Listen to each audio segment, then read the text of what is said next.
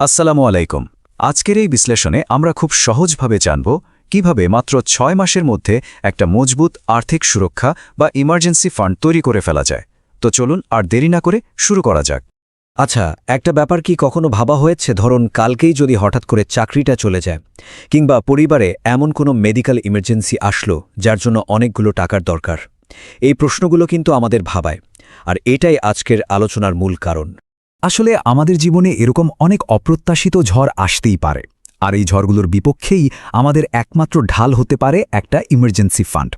এটাকে বলতে পারেন একটা সুরক্ষা বর্ম, যা আমাদের সবচেয়ে কঠিন সময়েও সাহস যোগায়।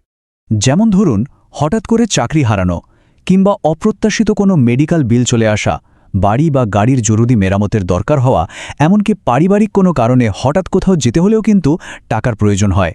আর আগে থেকে পরিকল্পনা না থাকলে এই ঘটনাগুলো যে কোনো মানুষের পুরো অর্থনৈতিক অবস্থাটাকে কিন্তু উল্টোপালট করে দিতে পারে।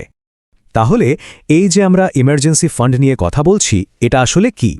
সোজা কথায় এটা হলো বিপদের দিনের জন্য জমানো কিছু টাকা, যা শুধু অপ্রত্যাশিত আর্থিক সমস্যা মোকাবেলার জন্য রাখা হয়। মনে রাখতে হবে, এর মূল উদ্দেশ্য কিন্তু টাকা বাড়ানো বা লাভ করা না, বরং বিপদের সময় যেন টাকার জন্য ছোটাছুটি করতে না হয় সেটা নিশ্চিত করা। এই ফান্ড হয়তো কোনো বিনিয়োগের মতো বিশাল লাভ এনে দেবে না, কিন্তু তার থেকেও অনেক বেশি দামি একটা জিনিস দেয়, আর সেটা হলো মনের শান্তি। যখন মাথায় টাকার চিন্তা থাকে না, তখন কিন্তু যে কোনো কঠিন পরিস্থিতিতেও ঠান্ডা মাথায় সমাধান খোঁজা যায়। বেশ, তাহলে তো বোঝা গেল যে একটা ইমার্জেন্সি ফান্ড থাকা কতটা জরুরি। এখন আসল প্রশ্ন হলো, এই ফান্ডে ঠিক কত টাকা জমানো উচিত? চলুন এবার সেই হিসাবটাই একটু দেখে নিই। সাধারণভাবে বিশেষজ্ঞরা যে পরামর্শটা দেন সেটা হলো অন্তত 3 থেকে 6 মাসের জরুরি খরচের টাকা জমিয়ে রাখা। এই টাকাটা হাতে থাকলে চাকরি হারালেও নতুন একটা কাজ খুঁজে নিতে বা অন্য কোনো বিপদ সামলে উঠতে অনেকটা সময় পাওয়া যায়, ঋণের বোঝা মাথায় না নিয়েই। মাসে জরুরি খরচ কত সেটা বের করা কিন্তু একদমই কঠিন না।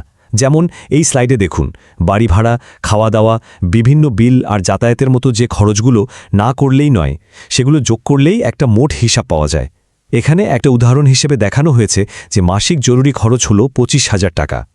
তো আগের হিসাবটা মাথায় রাখলে যদি মাসে 25,000 টাকা জরুরি খরচ হয়, তাহলে 6 মাসের জন্য আমাদের লক্ষ্য দাঁড়ায় 1.5 লক্ষ টাকা। দেখুন, যখন আমাদের সামনে এমন একটা পরিষ্কার লক্ষ্য থাকে, তখন কিন্তু টাকা জমানোর পুরো যাত্রাটাই অনেক সহজ হয়ে যায়। চলুন এবার আমরা সেই 8টা একদম বাস্তবসম্মত নিয়ম জানব, যেগুলো ঠিকঠাক মেনে চললে মাত্র 6 মাসেই একটা শক্তিশালী ইমার্জেন্সি ফান্ড গড়ে তোলা সম্ভব। এই 8টা নিয়মকে বলতে পারেন একটা ব্লুপ্রিন্ট। নিয়মগুলো হলো নিজের খরচ সম্পর্কে জানা, একটা স্পষ্ট লক্ষ্য ঠিক করা, আগে সঞ্চয় করে তারপর খরচ করা, অপ্রয়োজনীয় খরচ কমিয়ে আনা, হঠাৎ পাওয়া বাড়তি টাকা জমানো, জমানোর জন্য আলাদা অ্যাকাউন্ট রাখা, প্রতি মাসে নিয়ম করে জমানো, আর সবশেষে এই টাকাটা শুধু আসল জরুরি প্রয়োজনেই ব্যবহার করা। সঞ্চয়ের ক্ষেত্রে সবচেয়ে বড় মানসিকতার পরিবর্তন আনতে হয় এই নিয়মটাতে। আমরা অনেকেই ভাবি মাস শেষে যা বাঁচবে তাই জমাবো, কিন্তু সত্যি বলতে এভাবে কিছুই জমে না। আসল নিয়ম হল বেতন বা আয় হাতে পাওয়ার সাথে সাথেই তার একটা অংশ, ধরুন 10 থেকে 20% প্রথমেই জমানোর জন্য সরিয়ে ফেলা, এরপর বাকি টাকা দিয়ে মাস চালাতে হবে। আচ্ছা, এই নিয়মটা কিন্তু খুব মজার। ছোট ছোট খরচ বাঁচিয়েও যে বড় একটা ফান্ড তৈরি করা যায়, এটা তার প্রমাণ। যেমন ধরুন, কারো হয়তো একটা নেটফ্লিক্স সাবস্ক্রিপশন আছে, যার জন্য মাসে 1200 টাকা দিতে হয়, কিন্তু সেটা ঠিকমতো দেখার সময়ই হয় না। ভাবুন তো, এটা বন্ধ করে দিলেই বছরে প্রায় 14,000 টাকারও বেশি জমে যাবে। ছোট ছোট বিন্দু দিয়েই কিন্তু সিন্ধু হয়। এটা হলো আমাদের লক্ষ্য পূরণের একটা শর্টকাট। কর্মক্ষেত্র থেকে পাওয়া বোনাস, ট্যাক্স রিফান্ড বা উপহার হিসেবে হঠাৎ করে যদি কিছু বাড়তি টাকা হাতে আসে, তার অন্তত অর্ধেকটা যদি সরাসরি ইমার্জেন্সি ফান্ডে জমা করে দেওয়া যায়, তাহলে দেখবেন লক্ষ্যের দিকে কত দ্রুত এগিয়ে যাওয়া যায়। বেশ, টাকা জমানোর নিয়ম তো জানা হলো, কিন্তু এই যে জরুরি প্রয়োজনের জন্য টাকা জমানো হবে, সেটা কোথায় রাখলে সবচেয়ে নিরাপদ থাকবে আর প্রয়োজনের সময় চট করে পাওয়া যাবে? চলুন এবার সেই বিষয়টা নিয়ে কথা বলি। এই টাকা রাখার জায়গা বেছে নেওয়ার জন্য দুটো জিনিস সবচেয়ে গুরুত্বপূর্ণ। 1, মূল টাকা সুরক্ষা, মানে টাকাটা যেন কমে না যায়। আর 2, লিকুইডিটি বা তারল্য, মানে যখন দরকার ঠিক তখনই যেন টাকাটা সহজে হাতে পাওয়া যায়। এখানে কত লাভ হলো সেটা কিন্তু একদমই বড় কথা নয়।